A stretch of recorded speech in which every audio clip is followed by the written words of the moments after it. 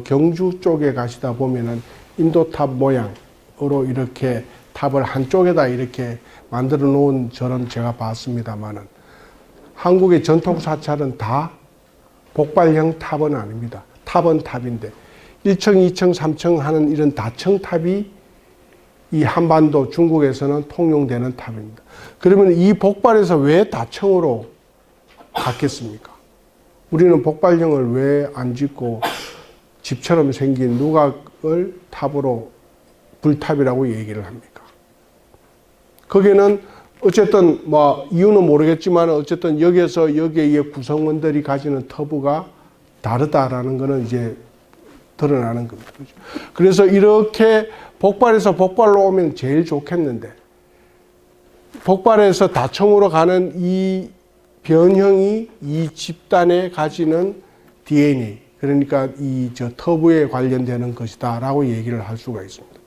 뭐 단적으로 말씀을 드리면은 인도에서는 부처님이 신이 아닙니다. 신격화는 될지언정 신은 아니라고 얘기를 하죠. 불교에서의 석가는 신이 아니다. 그런데 중국에서 그 아리안 계통의 석가모니 시달타의 사상, 그 형태들을 받아들일 때는 거의 외래에서 들어오는 신격화된 종교로 받아들였겠죠, 당연히.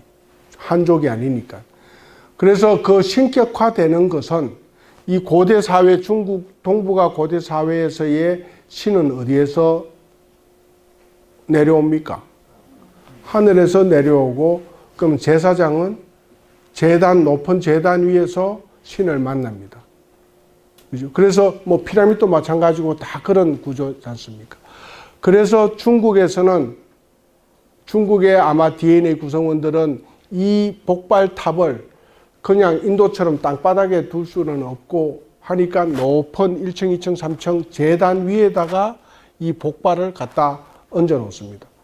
그러면은 우리가 흔히 얘기할 때 저 탑은 3층 스탑이다. 지금 이 봉원사 대웅전 앞에도 보면은 3층 탑입니다. 그죠? 선생님, 우리는 3층 탑을 모시고 있다. 뭐 이렇게 하지만은 1층, 2층, 3은 그럼 뭐에 해당됩니까? 제단이 형태가 되는 거죠. 그 위에 그러면 뭐가 중요한가 하면은 불교 미술에서 얘기하는 상륜부, 노반 이상. 그게 인도탑하고 똑같은 겁니다. 그래서 이런 꼭대기 위에다가 인도탑을 갖다 올려놓아서 이것을 그러니까 천축에서 얘기하는 석가의 탑이다. 그래서 중국 불교화되는 신앙에서는 탑은 부처님의 사리를 굉장히 높은 꼭대기 위에다 봉안을 해야 된다. 그런데 실질적으로 중국의 탑을 발굴을 해보면은 탑이 두 군데서 나옵니다. 우리나라 목탑과 가장 유사한 남아있는 정각이 법주사, 요번에 유네스코에 등재된 작년에 법주사 팔상전이 그게 집이냐 탑이냐라는 논제가 있습니다만은 법주사 팔상전의 최고 꼭대기를 해체를 하니까 거기에서 사리가 나왔습니다. 사리함이 나왔습니다. 그리고 팔상전 밑은 건물이 존재하니까 파볼 수는 없겠습니다만 중국도 최고 꼭대기 모양으로서 요 복발을 얹은 그 밑에도 부처님의 사리함이 있고, 원래 중국은 시신을 어떻게 처리합니까? 우리도 마찬가지입니다만 땅 속에 매장하는 겁니다. 그래서 신라 고분, 백제 고분, 고구려 고분들은 다 지상이든 지중이든 방을 만들어서 밑에다가 시신을 집어넣습니다. 중국도 지궁이라 그러죠. 우리는 석실 뭐 이렇게 얘기를 합니다만 아예 이런 방 같은 궁궐을 만들어서 그 안에다 시신을 모시는데 부처님의 사리도 완전히 지궁을 만들어서 탑 밑에다가 사리를 모시고 또 외형으로 1, 2, 3, 4, 5, 6, 7, 8, 9를 쌓아서 그 상륜 또 복발을 올려놓은 그 꼭대기 밑에도 사리를 모시는 두 군데를 모시는 관습이 있습니다. 그래서 하나는 중국인들의 사상에 의한 사리 매장 방법. 하나는 외형적인 그 형태를 그대로 다운돼서 오는 사리. 이렇게 해서 이분화되는 특징을 보이는데 어쨌든 이렇게 다층화되는 것은 이 중국인들의 사고가 터부가 그 연결되어 있는 프로그램이다라는 겁니다. 이거는 뭐 다음 시간에 하겠습니다만 이 그 프로세스는 우리가 대한민국의 불교가 이것을 개성할 거냐, 이것을 개성할 거냐라는 논제를 고민을 해보자라는 얘기에서였고요.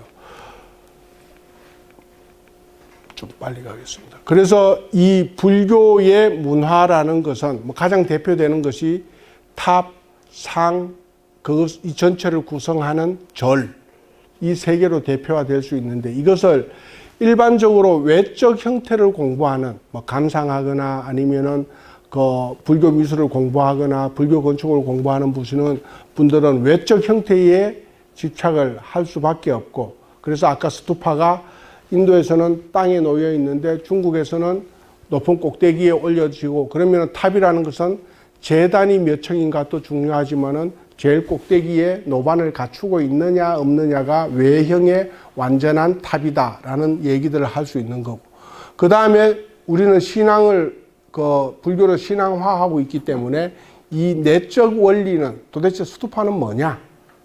탑은 뭘 가지고 스투파라고 칭하느냐라는 얘기의 본질도 아까 말씀드렸던 경전이라든지 이런 내용들에 충실히 이행하셔서 찾아볼 필요가 있다라는 겁니다. 지금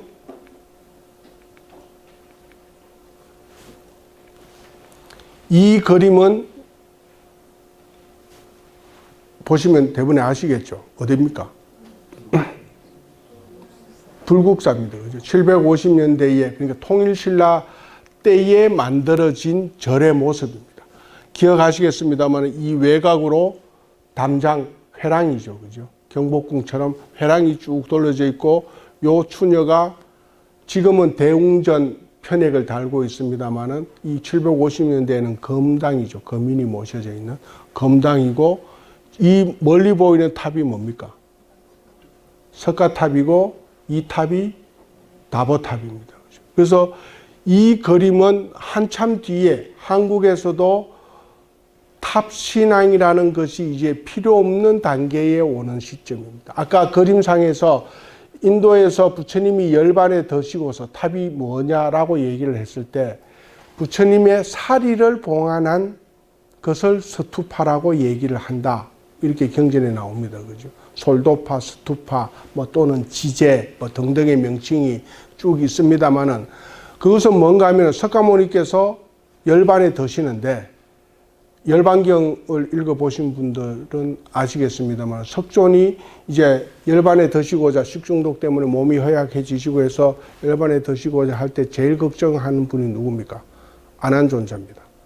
부처님의 이제 시신을 어떻게 처리를 해야 되는데 어떻게 할까요? 어떻게 할까요? 3번을 여쭙니다.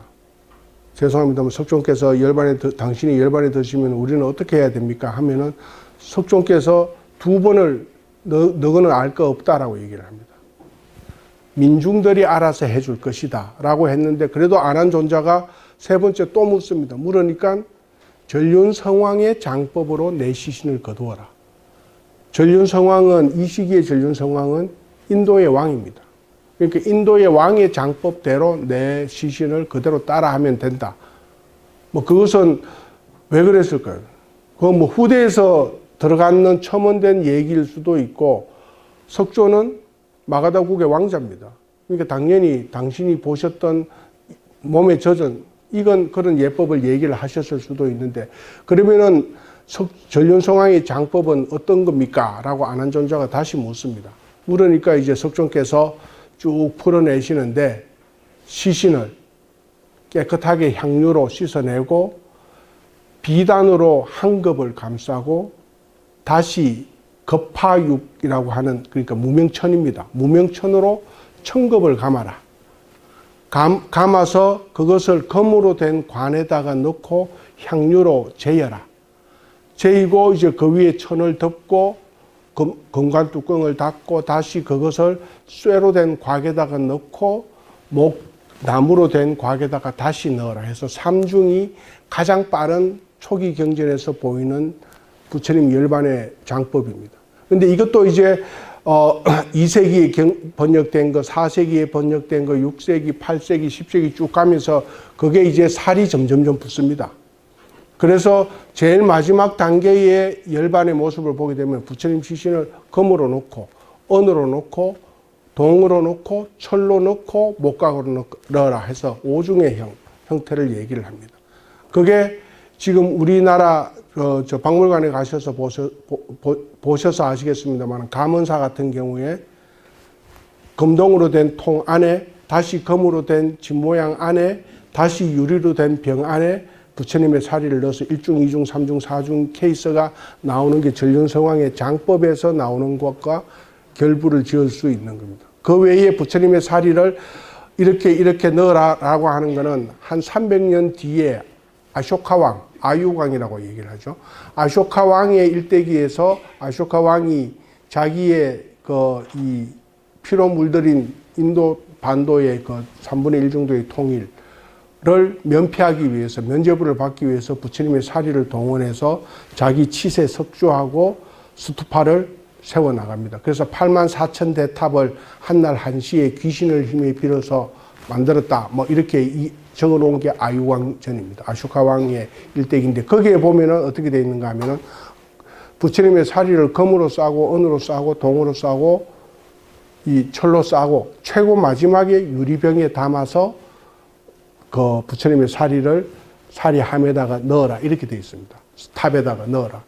그래서 그게 우리나라 스타일하고는 지금 반대로 되어 있습니다만 뭐 이랬던 저랬던 간에 다중의 합을 쓰는 것이 그 두 경전에서 보이는 상황입니다.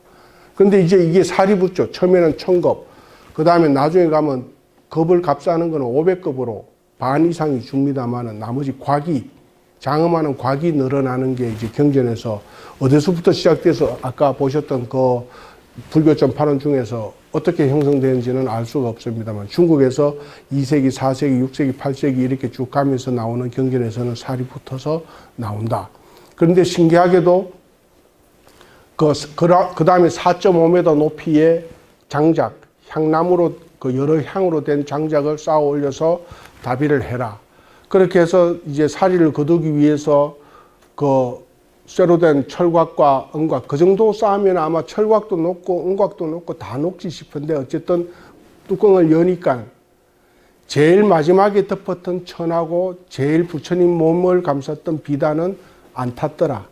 나머지는 다 타고 없다. 뭐 이게 그 경전에 나오는 얘기입니다. 약간의 신의적인 부분도 들어가겠죠. 근데 뭐 불길이 직접 닿는 것이 아니고 일종의 찌는 듯한 정류의 형태로 시신을 처리하는 것이기 때문에 뭐 가능도 하겠다 싶은데 제가 과학은 뭐 좀 젬병이라서 잘 모르겠습니다. 그런데 어쨌든 그러한 형태의 부처님의 사리가 얼만큼 나왔다고 아십니까?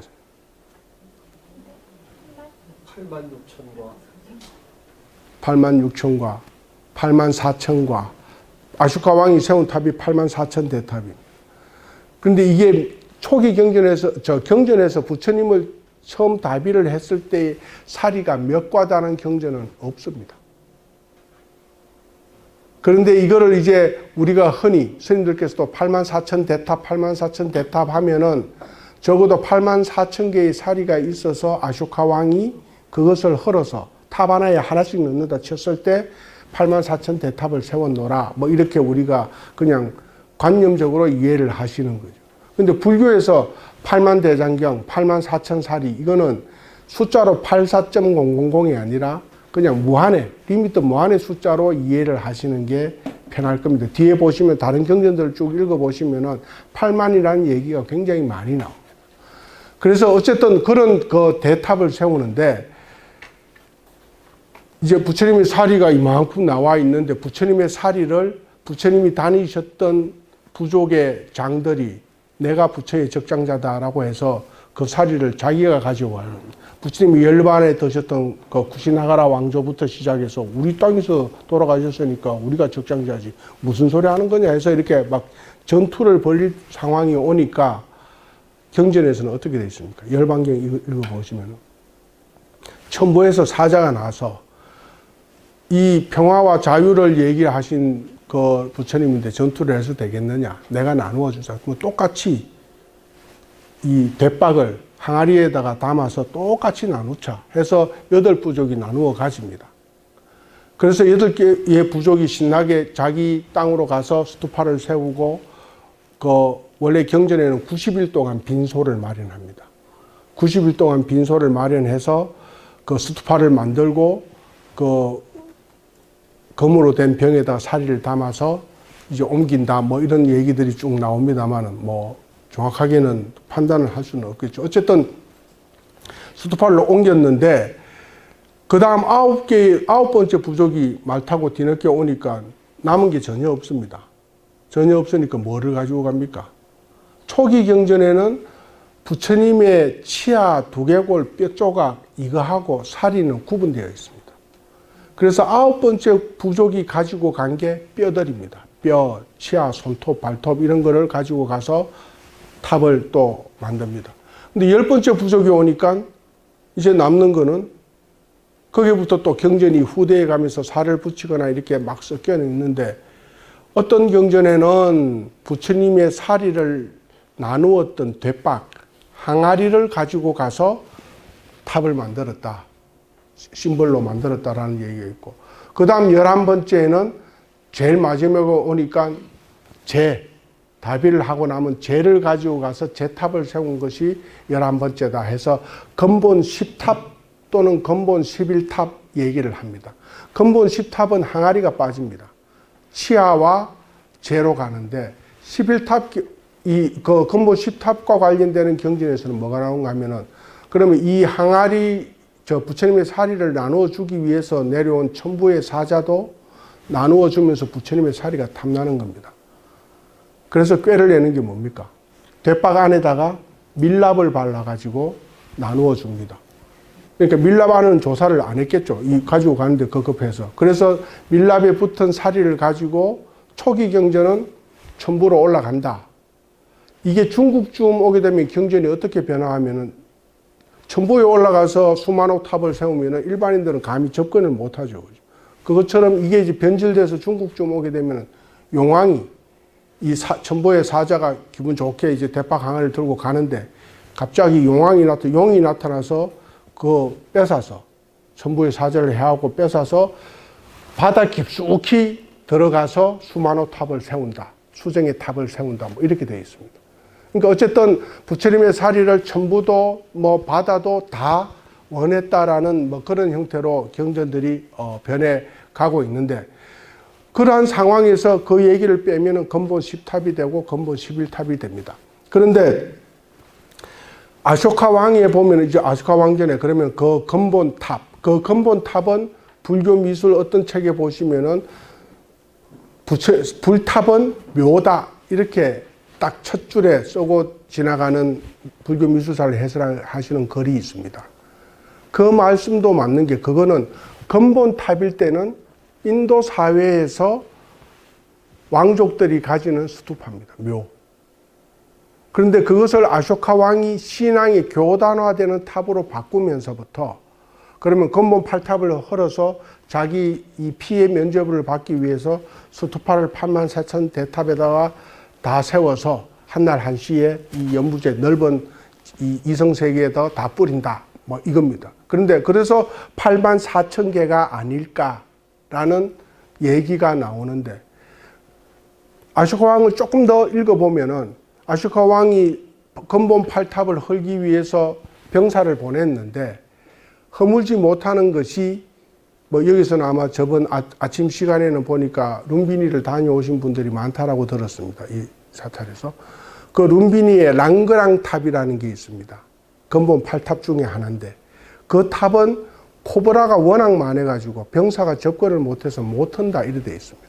그러면 84,000 더하기 8분의 1의 근본 탑 더하기 대박에 붙었는 사리 더하면 사리 숫자는 엄청나게 많아질 수밖에 없는데 이제 그거는 굳이 뭐 이 논리적으로 따져본다면은 철없는 사람이 짓긴 뭐 얘기가 되겠습니다만 어쨌든 그만큼의 많은 사리가 나왔는데 또 하나 궁금한 거는 84,000 대탑을 한날 한시에 귀신의 힘을 빌어서 세웠다라고 되어 있습니다. 그게 가능하겠습니까? 안 가능하겠습니까? 지금 논리로. 가능하지 않다고. 충분히 가능합니다. 그것을 당대의 척천무우가 실험을 합니다. 자기도 아쇼카 왕, 그러니까 어딥니까? 용문석굴에 가시면은 자기 얼굴, 척천무우의 얼굴을 그린, 얼굴은 척천무우 얼굴이고, 이 부처님이 상이 있죠. 그러니까 왕적불 사상에 하는 그 척천무우 때 84군데인가의 그 중국 사찰에다가 한날 한시에 대탑을 세웁니다. 그건 뭔가 하면 스투파를 다 만들어 놓고 지궁도 다 만들어 놓고 84개의 똑같은 사리 함 케이스를 다 만들어서 모이게 하죠. 그쪽 지역에 사자를 심부름꾼을 오게 해서 주고 11월 4일 날 12시에 그 탑을 봉인을 해라 해서 보냅니다. 그 돌아가는 시간 다 주고 해서 이 땅 하면 한날 한시에 기문에 새긴 그대로 봉인이 됩니다. 그래서 아마도 척천무우가 했던 것을 소급을 해보면은 아쇼카 왕도 그렇게 하지 않았겠느냐. 그러니까 자기가 이 정벌 했던 예를 들면 봉은사 이쪽 이 동네가 무슨 동네입니까? 삼성동의 동장을 죽이고 자기가 정복을 했는데 자기가 세운 동장을 불러서 삼성동, 논현동 다 불러서 사리를 쭉 나눠주면서 내 기념탑이 있는 옆에다가 몇 년 몇 시에 수파를 세워라, 봉인을 해라, 검사하러 간다 하면은 1년의 시간을 주면은 다시 인도에 다 안 흩어지겠습니까? 그래서 이 땅 하면은 연부제의 탑이 완성이 되는 겁니다. 제 생각에.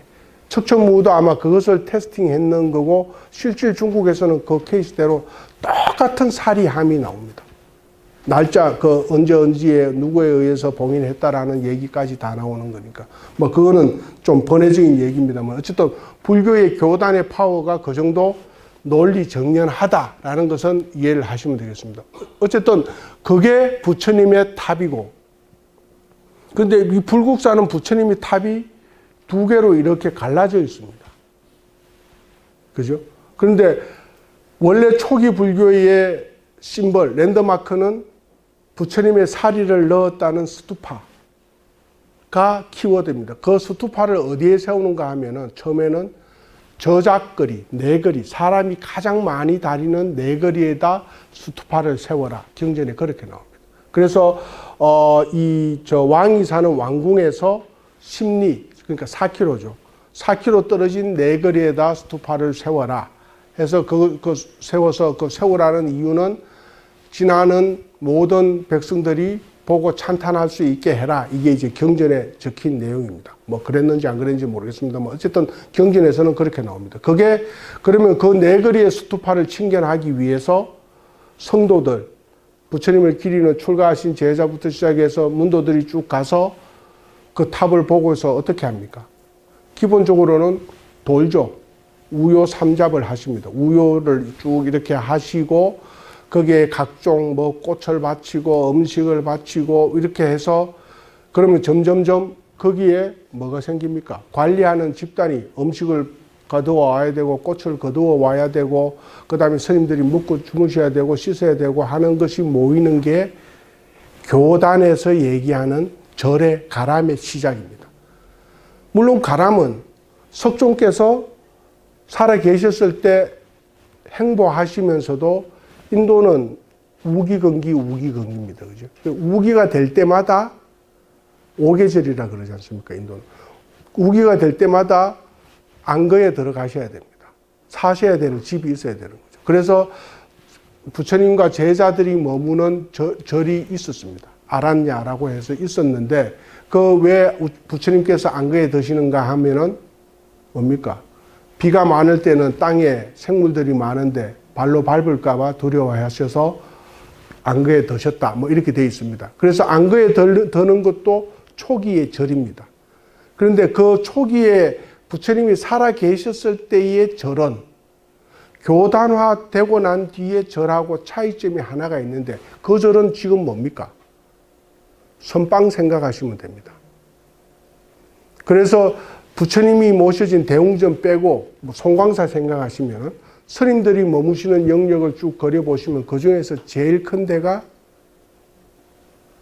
지금은 선방입니다만은 강당입니다. 그러니까 부처님하고 제자들이 다 모여서 강론을 하고 펼치고 하는 강당이 제일 지금의 금당과 같은 것이죠. 부처님이, 살아있는 부처님이 앉아 계시는 거니까. 강당이고, 그래서 묘사되기를 그때의 그 가람 중에서 제일 큰 건물이 중각 강당, 그러니까 중청의 각을 가진 강당이라고 나오는데, 그 중청은 몇 층이냐 하면은 3층으로 되어 있다. 경전에 그렇게 나옵니다.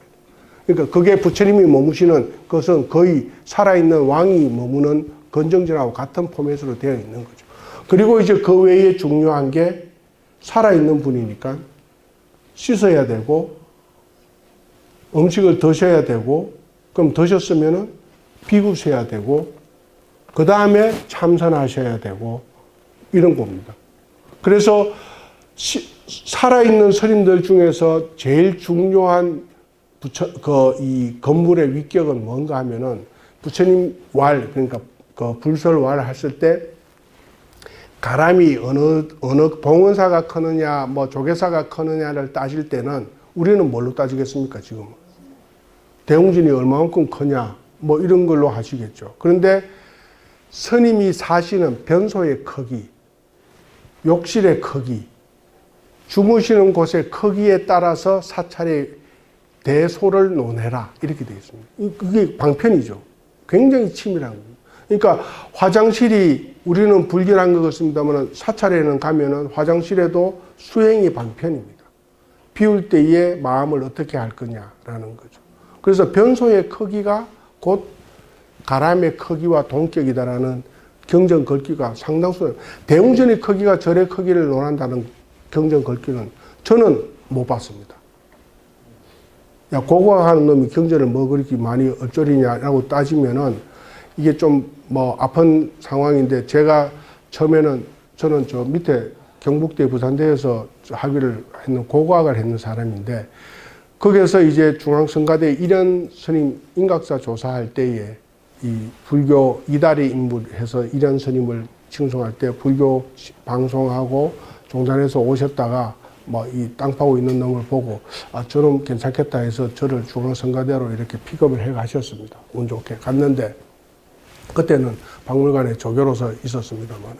그래서 가서 이제 중앙성가대에서 대한민국이 저를 좀 많이 파볼까 했는데, 학교 사정이 아시다시피 뭐 스님들만 계시고 해서 열악합니다. 그래서 저걸 데리고 왔으니까 뭐 문화사 강의를 해야 되는데, 이제 포진을 해야 되는데, 그때는 불교학부, 역경학과, 불교학과 이렇게 두 개가 인문학부에 있었습니다. 그래서 불교학과는 뭐 스님들 교수 꽉 차서, 야, 그럼 너 그 역경학과에 들어가서 소속돼서 뭐 하나라도 해라 해서, 이제 종범 스님께서 너는 맨날 뭐 껍데기만 파고 댕기니까 아까 말씀드렸던 외적인 것만 조사하니까 그 본질을 좀 찾아봐라. 언제까지 껍데기만 할 거냐 해서, 뭐 그때는 좀 이렇게 긴가민가 했는데, 그래서 경전에서 문화를 찾아서 스님들한테 설명을 해봐라, 뭐 이래가지고 시작된 게 한 10년 이상의 역사입니다. 그래서 스님들하고 본의 아니게 저는 뭐 이 한글대장경 위주로 한문을 옆에 놓고 밑줄 끄면서 봅니다. 이 굉장히 불경스러운 건데, 그래서 혹시나 문화적인 요소가 뭐 있나 없나를 찾아가지고 마무리했는, 숙제를 마무리했는 상황이라서 제가 신도님들께 경전적 바탕 얘기를 조금 해드릴 수가 있는 겁니다. 근데 본의 아니게 이제 요즘은 그게 거꾸로 돼서 저 문화재청에서는 그런 내용을 그렇게 얘기해 주는 놈이 잘 없으니까, 야, 네가 좀 와서 뭐 설명을 해라, 이렇게 해서 아까 소개를 해 주셨습니다만 좀 바쁘게 왔다 갔다 하고 있는 뭐 부처님 덕이라고 할 수 있겠죠. 그래서 그런 경전의 얘기들을 근거를 해서 이제 이런 설명을 해 드리는 겁니다. 그래서 탑이 제일 키워드가 됐는데, 얘기가 많이 빗나갔습니다만, 그러면은 탑을 중심으로 가람이 형성이 되고, 그 탑이 이 사찰의 랜드마크가 되는 겁니다. 그랬던 것이 한 500년, 그러니까 불교에서 무불상 시대가 500년이라고 하지 않습니까? AD 전후하는 시점까지는 불교에서는 상을 만들어내면 안 되죠. 그런데 AD 시기가 넘어올 때가 아까 지도에서 보면 간다라 지역으로 불교 문화가 이동을 하는, 불교의 수도가 이동을 하는 상황에서 그쪽의 문화 사이클이 인도 문화, 서양 문화, 뭡니까? 유럽 문화가 다 직결되는, 믹싱되는 좀 골치 아픈 지역이죠. 우리 애들이 이 영어 문화권 영국의 대학을 가기 위해서 스리랑카에서 유학을 했습니다. 전쟁 시절에. 그건 영어권이라서 학비도 싸고 뭐 한국 사람이 귀족 대접 받고 해서 했는데 우리 애들 하는 얘기가 아버지 저쪽 동네 애들은 사고는 그 나머지 사람들이 이해를 할 수가 없는 정도로 이상하다. 그러니까 여러 문화의 아이덴티티가 다 집결이 되어 있다 보니까 저는 아무래도 그 친구는 이해를 못하겠다. 다른 사람들은 뭐 이슬람, 무슬림이라도 다 이해를 하겠는데 그쪽 동네는 이해를 못하겠다고 하는 게 그 지역입니다. 그러니까 문화의 탄력이 거의 한반도만큼 탄력이 있는 데인 거죠. 그래서 거기서 불상을 만들어내기 시작하지 않습니까? 500년의 터부를 깨고 우리는 자기의 종족도 아닌데 이제는 뭐 탑 이런 공간 둥그런 사발 안에 갇혀 있는 저게 부처님의 저 안에 사리가 있고 보지도 못하지 않습니까? 우여삼잡하고 하는 것은 인도 아리안의 계통의 인도인들도 한계에 지쳐왔고 한 10대조 할아버지 하면은 그게 안 와닿지 않습니까? 사진이 없는 한. 그래서 불상을 만들어내기 시작한 데가 거기입니다. 그래서 거기서 만들어내기 전까지는 탑이 가람의 정중앙에 있다가 불상이 만들어지고 나면은 이 변화 속도가 어떻겠습니까? 지금 우리 신도들도 탑에 부처님 전에 삼배하듯이 하십니까? 거의 대부분 그냥 약간 목례 반합장 정도 하고는 다 가십니다. 삼배하시는 분 거의 안 계시지 않습니까? 그게 잘못된 게 아니라 신앙의 흐름이 그렇게 바뀌어 나가는 거죠. 그래서 탑신앙에서 상신앙으로 이게 이동이 되기 시작합니다. 그게 이제 AD 제로부터 2, 3세기 되면 중국에 도달을, 중국에서 불교를 받을 때는 이미 탑신앙 50%, 상신앙 50%인데 상신앙이 50에서 51, 2, 3, 4로 극대화되고 탑신앙이 50에서 49, 48로 극소화되는 시기에 불교를 중국에서 가지고 옵니다. 그러면은 정센터에 탑 하나만 둬야 될 거를 금당도 둬야 되고 탑도 둬야 됩니다. 황룡사지, 미륵사지 가보셨죠? 가보시면 문을 뚫고 딱 들어가면 제일 먼저 만나는 게 뭡니까? 불국사와는 다르게 제일 먼저 큰 탑이 꼭 가로막고 있습니다. 그러면 탑 예법을 해야 됩니다. 거기도 부처님 사리가 있어서 부처님이니까. 그 다음에 그 예법을 마치고 나서 황룡사 같으면 다시 금당으로 가셔서 장육존상을 뵈야 되는 거죠. 그러면 똑같은 기도를 여기도 해야 되고 저기도 해야 되는 1대1의 상황이 한반도에서는 통일되기 전까지 유지가 됩니다. 백제든 고구려든 신라든. 그러다가 이제 탑신앙은 아까 중국에 올 때가 5대5지만은 탑은 마이너스 곡선을 그린다고 했습니다만 그렇게 되니까 이제 상신앙이 필요할 때가 오고 한반도 내에서의 상황을 말씀드리면 통일신라가 정점입니다. 그 전까지는 삼국이 각자의 불교를 왕실에서 끼고 있다가 통일이 되면 뭔가 다른 불교를 보여야 되지 않습니까? 그게 신라인들이, 뭐 기록에는 없습니다만, 신라인들이 상신앙을 불교신앙의 대표로 통일신라의 랜드마크로 내세웠던 것 같습니다. 그래서 통일신라 시대에 만들어지는, 그때에 새로 만들어지는 가람은 이 박스 안에 정중앙에 무조건 금당이 들어옵니다. 그럼 탑은 지금처럼 문 앞쪽으로 3분의 1 이상 다시 전진을 해야 되는 거예요. 그런데 큰 탑을 세울 수가 없죠. 탑신앙이 없어졌으니까. 그리고 사실은 이 탑이 이제 걸리적거리는 상황이 오는 겁니다. 지금 우리 봉원사만 보더라도 대웅전 들어가기에 그냥 석등처럼 아담하게 되어 있지 이것이 대웅전을 막고 있지는 않습니다. 그게 신앙의 흐름인데 바뀌어 있으니까 이 탑을 치워내야 되는데 통일신라인들의 지혜가 필요한 거죠. 그래서 이거를 내 마음대로 탑을 동강냈다가는 난리가 날 거 아니겠습니까? 그래서 땡겨오는 것이 뭐 여러 책에서도 보시겠습니다만은 법화경의 견보탑품 하는 겁니다. 그 사상을 쌍탑의 그 해체 원리로 가지고 오는데 그 내용은 그렇습니다. 탑은 원래 누구 겁니까? 석가모니가 탑의 주인입니다. 그런데 석가모니가 대성불교로, 그러니까 부처님께서 이념 사상의 부처님으로 막 변화되면은 손오공처럼 동쪽에는 어떤 열애입니까? 약사열애. 서쪽은 잘하시는 아미타열애, 죽음을 관장하시는. 남쪽에 보생부처님, 석가모니 부처님에서 열애는 열애인데 이 동급 열애가 동방서방 남방 북방 해서 상하를 다 관장을 하십니다. 그렇게 이데올로기 사상을 그려내지 않습니까? 교단에서. 그러다 보니까 탑에 머무르실 시간이 별로 없으신 것 같습니다. 견보타품을 읽어보시면. 그래서 그 탑을 지키는 당주가 누구냐 하면 다보열애입니다. 지금 이쪽에 보이시는 이 탑의 주인처럼. 다보열애인데, 그러니까 어느 정도 쭉 가면 다보열애가 주인인 양 아시는데, 이제 그 성도들이 다보열애한테 편단우견하고 한쪽 무릎 꿇고 합장해서 여쭙니다.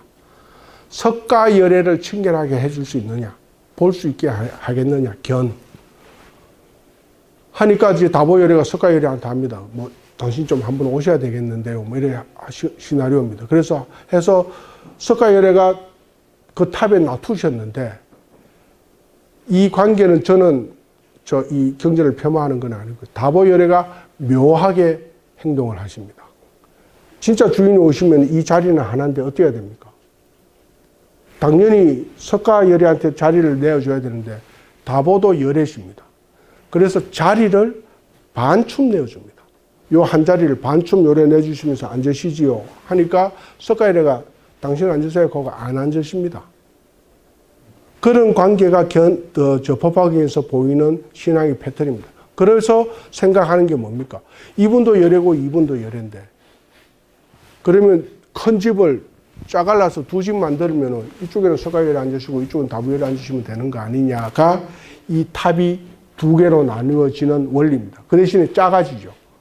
그래서 이 문을 열고 들어오면은 정면관 하는 게 부처님으로 이제 상으로 바뀌는 거죠. 통일신라 때부터 본격적으로 상신앙이 한반도에는 들어오는 상황입니다.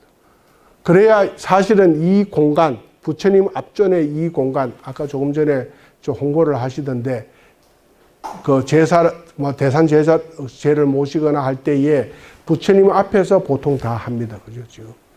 그때의 상황은 뭡니까? 지금처럼 대웅전 안에서 설법을 듣거나 하는 것이 아니고, 이때에는 다 야단법석입니다. 스님도 밖에 나와서 법문을 하시고, 신도들도 다 바깥에서 법문을 듣고, 그러면 대웅전을 보면은 이 대웅전이 아니고 그때는 검당이라고 얘기를 했죠. 이 집당자의 구조는 뭔가 하면은 사방이 막혀 있는 벽이 아니라 정면이 트여 있는 대청마루와 같은 겁니다. 그러니까 정면은 문이 없이 트여 있는데, 이 북방구에서 생활을 해서 정면을 튀어놓으면은 춥습니다. 이게 안 되죠. 그래서 전면은 다 대웅전 가시면 어떻습니까? 전면은 기둥 외에는 다 문으로 되어 있습니다. 이쪽은 벽이고 이쪽은 벽이고 뒤에는 벽인데, 그래서 아마 큰 절에 가셔서 보셨겠습니다만, 이게 큰 행사를 야단법석 번을 걸고 괴부를 모시고 할 때는 금당문을 다 열어서 다 올리죠. 그러면 디귿자의 대청마루가 됩니다. 그게 원래 당주를 모시는 방법입니다. 그러면 왜 언제부터 대웅전으로 했겠느냐? 이거는 아까 석가모니 부처님 이제 상신앙이 대두가 되고, 이 상신앙이 21세기쯤, 19세기 이후에 21세기쯤 오면 어떻습니까? 무슨 신앙입니까? 스님이 깨달으면은 곧 부처가 되는 생불의 개념입니다. 그래서 스님께서 살아있는 부처의 자격으로서 스님을 그 법문청할 때 뭐라고 합니까? 어디에 오르라고 합니까? 사자좌에 오르라고 하지 않습니까? 그런 제일 높은 성인이 오르서 설법을 하는 자리가 사자좌인데, 그 사자좌가 대웅전 부처님, 지금 가시면 대웅전 부처님이 기둥이 2개 있으면은 어디에 있습니까? 원래 정중앙에 앉아야 되는데 뒤로 3분의 1쯤 물러나 있습니다. 상은. 그러면 앞쪽에 3분의 1은 어디입니까? 사자좌죠. 그래서 상불하고 생불이 공존하는 데가 전입니다. 전은 건정전 하면 왕이 직무를 보는 것이죠. 전. 살아있는 생명체가 움직이는 영역이 전입니다. 그래서 대웅당이 되는 것이 아니라 대웅전이 되어야 되고, 그거 들어가면 부처님은 상불은 3분의 1로 가고 3분의 1 앞쪽 자리는 사자자를 하시는, 사자구를 하시는 스님이 법문을 하시는 생불이죠. 그래서 생불과 상불이 공존하는 것이기 때문에 대청마루처럼 열어놓으면 겨울에 법문 못 하시지 않습니까? 그래서 전이라는 편액으로 건정전처럼 만들어내는 겁니다. 실질 건정전도 좌우 뒤쪽보다 앞쪽에 문이 훨씬 많기는 많습니다만 거기는 전이라는 형태로 가는 거고, 그 이후에 당은 아주 작은 정각의 표현 요소로 쓰이는데, 불교가 통일신라 교학불교일 때만 하더라도 다 주존에 머무는 영역은 당입니다.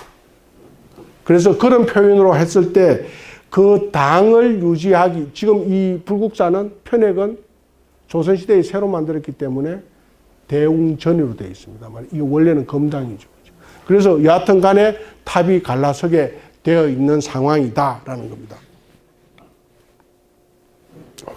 또 이건 뭐죠?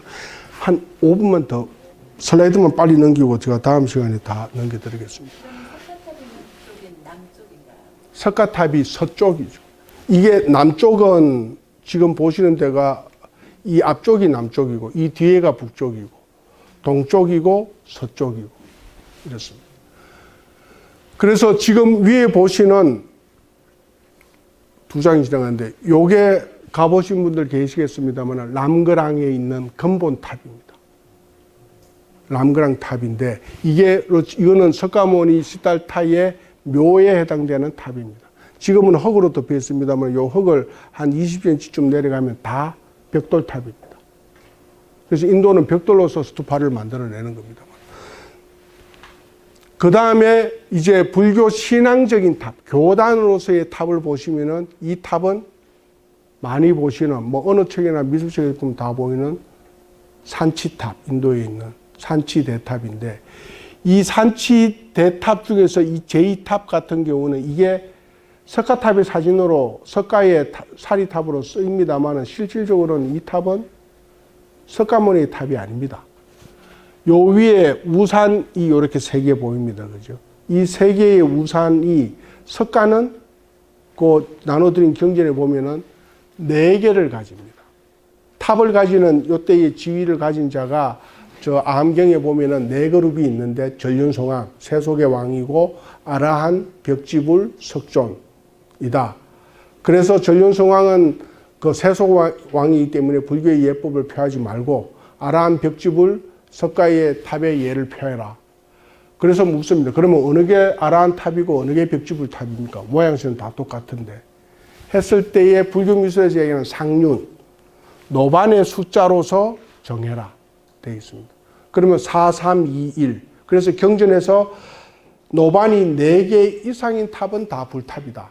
이렇게 되어 있습니다. 초기 경전에. 이거는 이제 뒤에 10세기경에 나오는 경전에서 또 나누는 거하고 헷갈릴 수 있는데, 그래서 대부분의 한반도에서의 탑은 저 문경의 탑이 하나가 노반이 5개 있는 그게 진짜로 5개인지 아니면 후대에 첨가된지는 아직 저는 잘 모르겠습니다만은 4개가 기본적으로 불국사 실상사에서 다 석가의 탑으로서 칭송이 되고 있는데 이거는 3개입니다.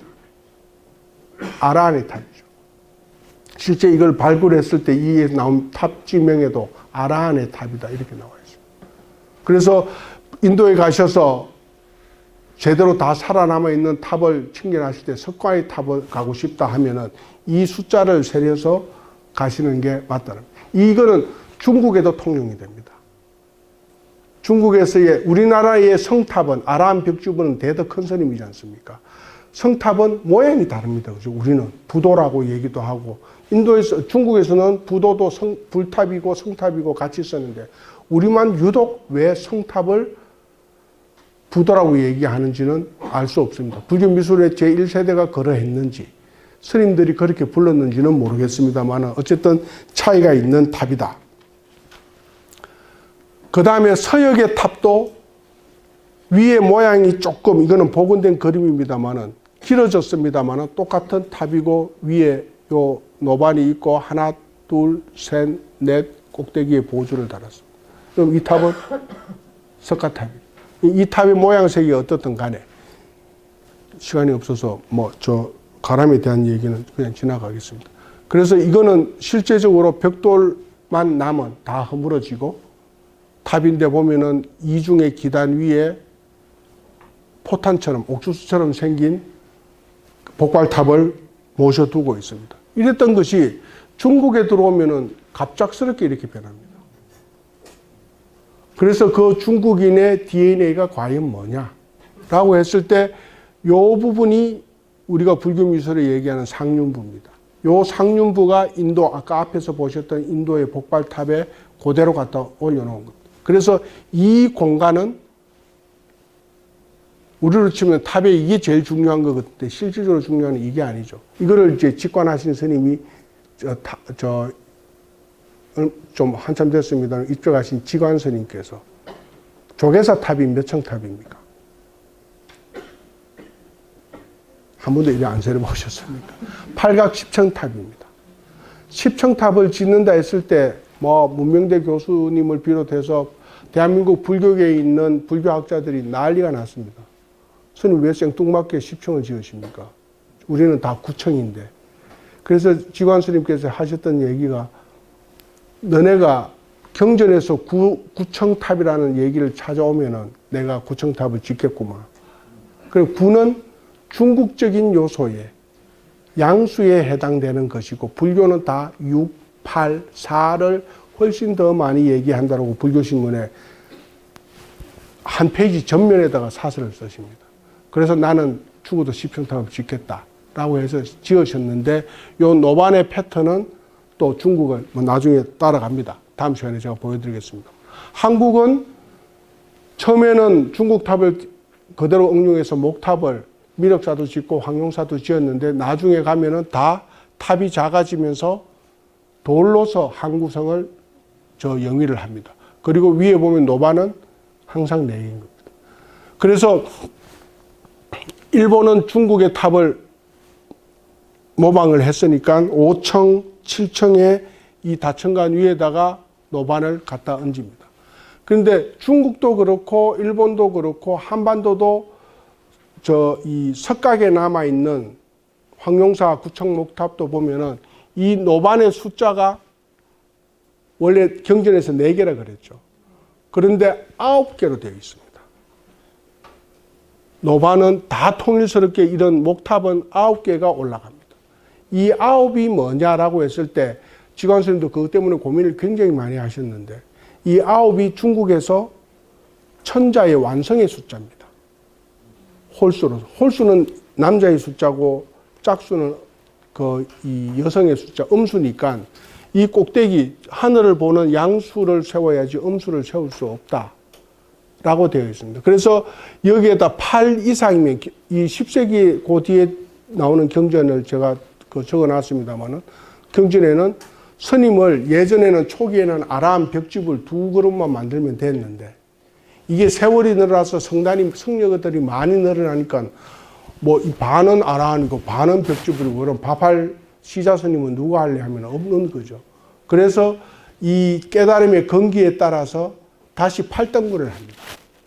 10종문에 보면은, 율장에 보면은. 그래서 그렇게 해서 제1은 전륜왕이고 나머지는 깨달은 정각자의 그 건기이고 그 숫자에 따라서 8 이상은 열애다. 이렇게 되어 있습니다. 그런데 8을 놓아야 되는데 그러면 불교 교리상으로는 중국 불교에서는 9를 완성의 숫자로 놓게 되는 거예요. 천자의 숫자. 그래서 이 동북아시아에는 다 목탑은 9개. 황룡사 그 석각 그림되어 있는 거 세려보시면 9입니다. 중국의 모든 탑도 이 불탑은 9입니다. 그런데 중국 사찰에 가시면은 대웅전 뒤쪽, 좌측, 우측에 노반이, 그러니까 이 노반 숫자가 7개, 6개, 5개 이렇게 있는 목탑이 있습니다. 목탑인데 그 탑을 가서 자세히 보시면 그거는 불탑이 아니고 무슨 보살탑 이렇게 되어 있습니다. 그거는 또 중국적인 시나리오인데 우리는 성탑을 대웅전 앞뒤에 절대 안 내둡니다. 성탑은 저 뒤에, 저 앞쪽에 당겨 놓죠. 그게 우리나라 선찰의 한국적 DNA입니다. 중국적 DNA에 따르면 당연히 안에 들어와야 되는데, 중국 경전의 7세기 대에 사찰에 들어가는 예법을 쭉 적어 놓은 게 있는데, 보면은 사문 앞에서 주인께 과한다고 절하고, 들어가서 합장하고, 불탑에 가서 예를 표하고, 성탑에 가서 예를 표한다. 그리고 대웅전에 가서 부처님께 예를 표하고, 끝나고 나서 큰스님한테 가서 큰스님 방 마루에다가 놓고 손바닥으로 똑똑똑 두드리고 고한 다음에 들어가서 절을 하라. 여러 스님이 많으면은 제일 큰 스님 한 분한테만 절하고, 스님이 한 너댓 분 되면은 차례로 다 절을 해라. 이게 7세기 대 중국의 예법입니다. 그런데 그거를 우리나라 7세기에 갖다 대면은 다른 거는 다 맞는데, 성탑 부분에 가면은 불탑 인사하고 다시 나와서 성탑 저 갔다가 다시 와서 대웅전으로 들어가야 되는 게 한국, 아까 중국과 한국의 차이점이다 했습니다만은 그런 얘기가 되겠습니다. 좀 얘기가 달라졌습니다만은. 그래서 보시면은 이렇게 해서 요 델타 지역을 중심으로 해서 중국이 얼마만큼 불교를 중국화 시켜 놓았는가라는 것이 그림에 나옵니다. 탑만 주제만 가지고도. 그래서 이쪽은 남방 불교를 많이 따라가려고 했습니다만, 이쪽은 불교 이전에 이미 철학 사상이 강했던, 노자 사상이 강해 있던 이 형태에서 불교를 접합하는 과정이 보인다. 오늘은 이게 원래는 첫 장에서 그냥 끝나야 되는데 2시간을 메웠습니다. 다음에는 가람 들어가면서 이 탑들의 내면에 대해서 말씀을 드리도록 하겠습니다. 너무 장시간 끌어서 죄송합니다.